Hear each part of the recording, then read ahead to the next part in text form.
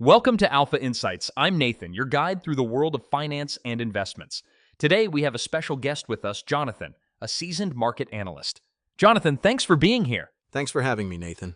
I'm excited to unpack some of the latest developments in the cannabis market. Absolutely. It seems like there's a lot going on. Let's start with Massachusetts. They reported record sales for 2025, right? What's the significance of that? Yes, that's correct. Massachusetts hit about $1.65 billion in adult use sales for 2025, making their total sales over $10 billion since legalization. This indicates a strong and durable demand from consumers. That's impressive, but we've also seen a backdrop of persistent challenges, specifically with banking. Can you explain what's happening there? Certainly.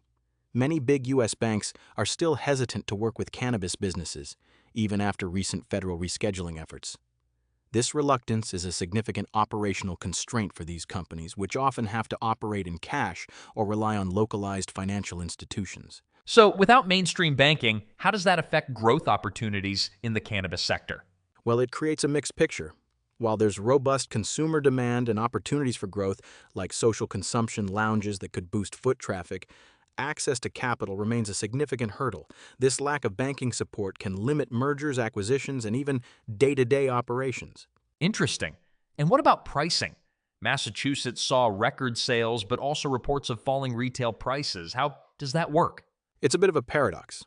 Although sales reached new heights, many consumers are benefiting from lower prices, which can indicate healthy competition.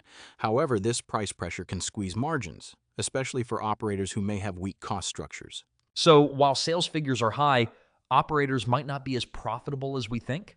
Exactly. It's crucial for investors to look beyond sales figures and understand the underlying pricing dynamics.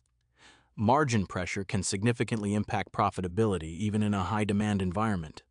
That makes a lot of sense. What else should investors keep an eye on moving forward? Investors should monitor a few key factors. First, the response to social consumption lounges and any regulatory changes in Massachusetts could affect the market. Also, it's essential to follow any updates from major banks on their stance towards cannabis financing, as clarifications there could ease some operational issues. And how about the situation in Kentucky? You mentioned they expect a ramp up in their medical program. Yes, the governor there acknowledged that the rollout has been slow, but they anticipate significant access to increase in 2026. This highlights the importance of state-level dynamics in the cannabis sector. Right, so it sounds like navigating this space requires both patience and a selective approach. Absolutely. Investors should focus on operators with diversified state footprints, controlled costs, and credible banking solutions. Compliance is also critical. Companies with strong governance will be better positioned to thrive. Before we wrap up, could you summarize the key takeaways for our listeners today? Sure.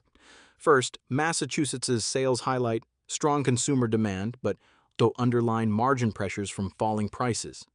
Second, banking continues to be a roadblock for many cannabis businesses, dampening growth potential. And finally, keeping an eye on state policies and compliance will be pivotal for investors looking to engage with this market. Thank you, Jonathan. That's a lot to ponder, and I appreciate your insights. That's all for today on Alpha Insights. Stay informed and happy investing.